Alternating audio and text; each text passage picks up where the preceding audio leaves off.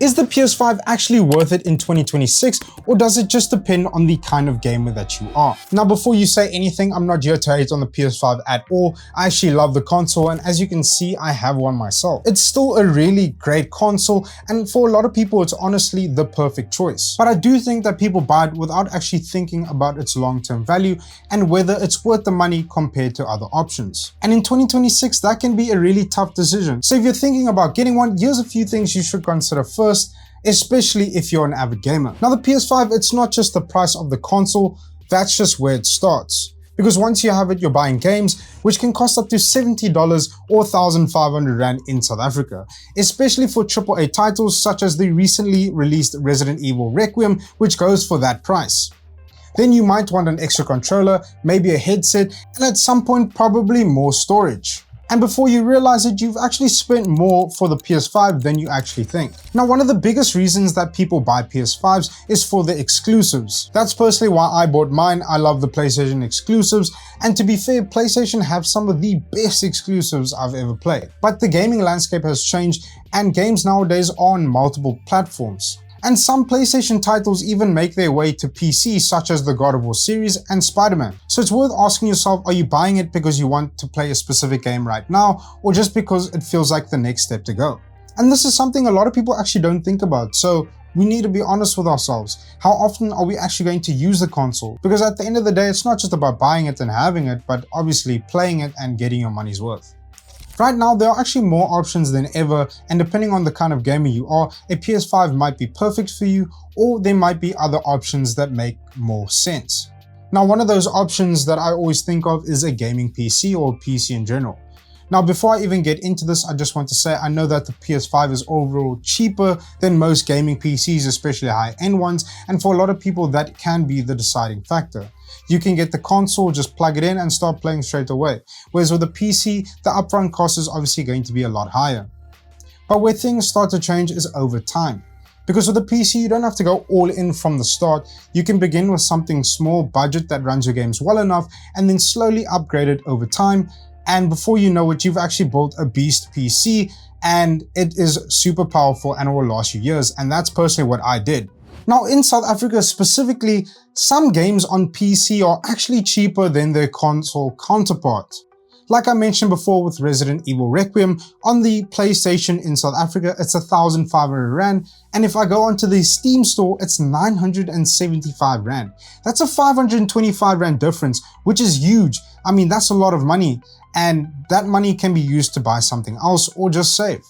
Now, it's definitely not like that everywhere or over the world, but the point is there's a lot of flexibility and variety. You also get access to a wider range of games, including Xbox games, some PlayStation exclusives like I mentioned before with God of War and Spider-Man, and you obviously get the Steam games or the PC games that people are developing and creating all the time that you can just find on different store pages. And on top of that, it's not just for gaming. You can do your work, you can create content, you can watch series, and you can pretty much do anything you can imagine. But at the same time, like I said before, if you just want something simple, you can just plug and play without having to worry about anything, the PS5 is still amazing, and I highly recommend it to someone who wants to get into gaming. Now, a lot of people might say they like owning the physical copies of games, and honestly, that is completely fair. And there is something nice about actually owning your games, having the cases, collecting them, and even being able to resell them later. But I think it really comes down to what kind of gamer you are. Because if you really care about physical copies, collecting, and accessories, then the chances are you're not really asking, is it worth it? You're buying it for the experience, and that's a completely different type of buyer. This video is more for the people who are thinking about the value and asking, does this actually make sense to me right now? Because if you're focused on things like building a collection, then the PS5 is probably already worth it to you. Now, another thing people actually forget when buying the PlayStation is that you actually have to pay to play online, which means on top of buying the console and the games, you're also having to pay for PlayStation Plus. Now, with free games, you don't need PlayStation Plus to play online from what I last played. I'm not too sure if it's changed. I'm pretty sure it's still like that. But if you're paying for games, you'll have to pay for PlayStation Plus to play online. Now, to be fair, the PlayStation Plus does give you access to monthly games and a game catalog of various different kinds of games. And if you go for the higher tiers, you can play some older PlayStation classics. But if I'm going to be honest, from my experience, a lot of those games I don't really end up playing even after I've downloaded them. And sometimes you'll get something really good, but then other times you're kind of just waiting for something worth downloading. And yeah, you can find some great games in there, but it might take a bit of digging. Or you just need to be open to trying things you wouldn't normally play. And considering it's not that cheap, I don't know if it's always worth it for everyone, especially if you're mainly buying the console just to play a few specific games.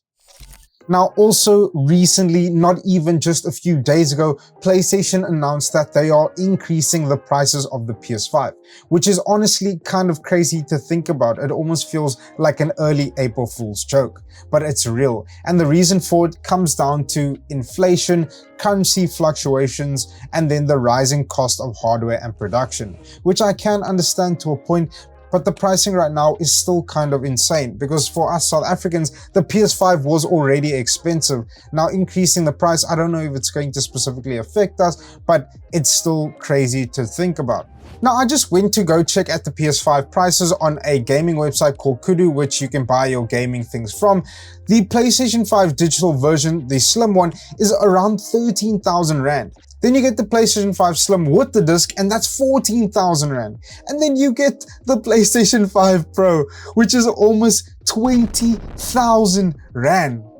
Correct me if I'm wrong, I could be wrong, but I don't remember a console getting more and more expensive over time. Now, if you're in the US, the prices are also pretty high. You're looking at around $650 for the PS5, $600 for the PS5 Digital Edition, and then $900 for the PS5 Pro Edition, which is insane. So is the PS5 worth it in 2026? Now, for a lot of people, the answer might be yes, but it's definitely not for everyone. And I think that's the most important thing to understand, because at the end of the day, there's no one size fits all answer, and it really just depends on your budget and how often you plan to use it, as well as the kind of gamer that you are. If you're getting it at a good price and you know you're going to use it, I 1000% recommend you get one. But if you're unsure, it might be worth looking at your other options first. Is the PS5 still worth it in 2026? Let me know your thoughts down in the comment section below. And if you enjoyed the video, don't forget to like and subscribe if you're new, and I'll catch you in the next one. Peace!